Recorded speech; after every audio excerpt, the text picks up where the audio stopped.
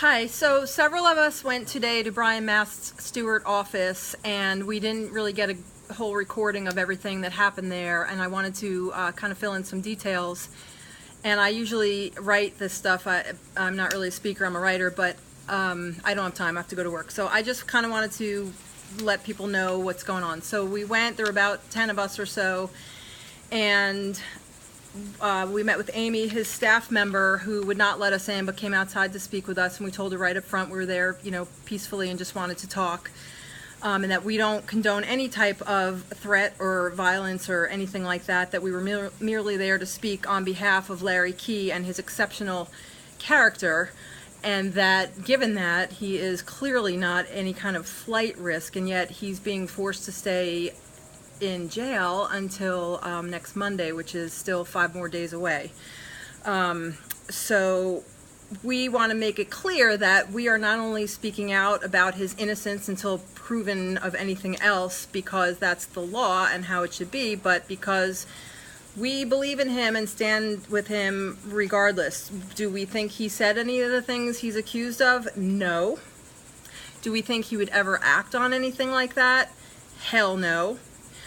We want more information. We want to know more about the story, and that's what we went there and asked for, and just said that we support Larry and not support Brian Mast's position on the issue that's going on at the border.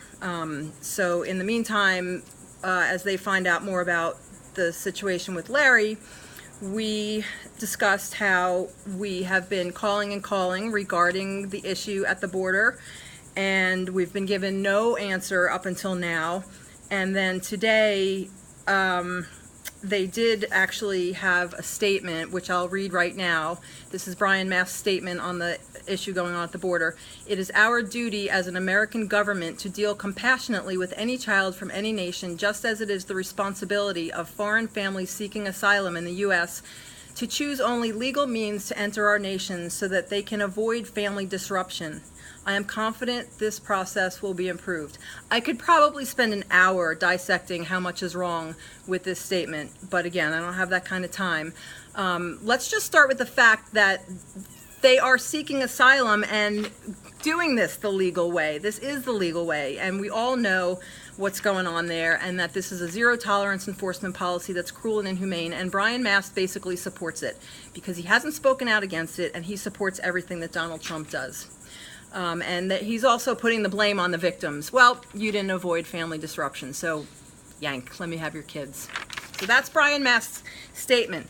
I clarified, okay, that's a statement that says nothing about policy. Will he support the bill, 3036, Keep Families Together bill, and of course there was no answer on that. So we got no answer on any further information regarding Larry, or if there's a recording, or who the intern was, or anything like that, and no statement on supporting the bill that would actually do something to help keep these families together. So what do we know about Larry Key? We know that he is kind, calm, respectful, articulate, endearing, devoted to his family, and his tireless work on behalf every day of other people, and that he always engages in civil discourse and is no threat to anybody. We also know that he has called Brian Mast's office all these 400 whatever times, and that somehow is being twisted into a bad or a crazy or a shameful thing. And the shameful thing is that every Florida 18 constituent has not made that many calls. So I applaud Larry for his persistence in speaking out on behalf of people that are being oppressed by this horrible administration. What do we know about Brian Mast? Well, we know that he votes 93% in line with Donald Trump. We know that he supports a border at the wall, a $28 billion ridiculous wall to keep other people out. We know that he voted for the huge tax cut, which is a gift to the bazillionaire corporates and all his GOP donors, which threatens the funding for everything that is important to most Florida 18 constituents, including our real true water fixes for our water crisis. The Manatee Pocket is right here behind me. You can see the water is black. And Brian is now grandstanding on this issue like he's some big water savior, and he doesn't even have the facts right. He lies about what he's doing, and he doesn't have a plan for a true fix. It's just enough to get him enough water votes to get reelected the same way he did in 2016. But I digress. We also know that he voted against the health care of 60,000 of his constituents. He consistently votes against women, children, and families in the ways of health care and what is good for families. He voted to approve concealed carry of weapons. He voted for reciprocity throughout the state lines. He voted to allow mentally ill people to have guns. And then he came out on another grandstanding issue in the New York Times that he would support an assault rifle bill, which he has not done. He reneged on that. He's done nothing to speak out against the NRA or make any meaningful change. He's a grandstander.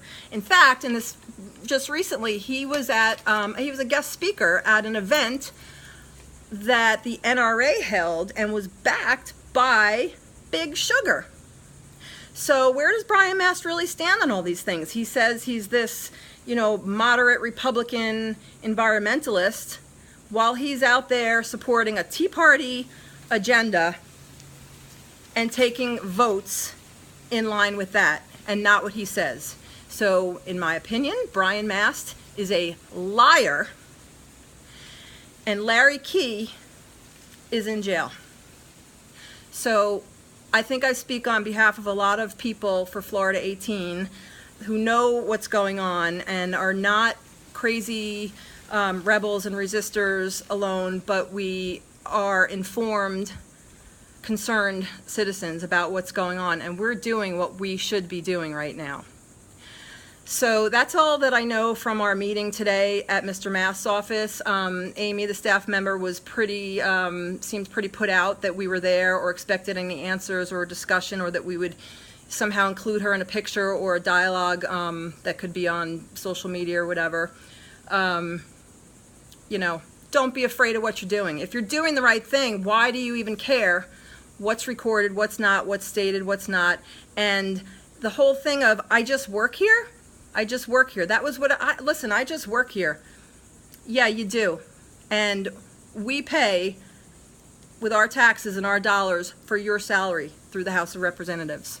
So Brian Mast's office has a lot of work to do to get the coordination between Stewart and Florida 18, including St. Lucie County and Palm Beach County and Washington, D.C., and get his staff to communicate and get answers to us, his constituents, who he's supposed to be representing.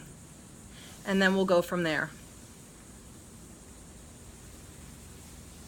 I hope everybody just takes some time and thinks about what this whole situation is and what it reflects.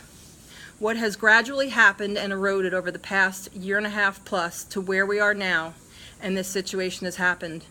And I hope that everybody will read On Tyranny by Timothy Snyder and look at it as a handbook of what is happening, and a handbook of what we can do to continue to resist this, because this is a historical moment, and we are the ones that said all along, we always said, what would we have done? What would we have done during the Civil Rights Movement, during the Holocaust, during Germany, all, fascist regimes? What would we have done? What are you doing now? And who is doing what? And how is Brian Mast voting? And what is Donald Trump doing? Really pay attention. Really think about what's going on here. And if you've said enough or done enough or spoken out enough, and which side of history you're going to be on. Florida 18, we're going to write this, and we're going to be on the right side of history. We need to speak out for people like Larry Key and against congressional representatives like Brian Mast. Thank you.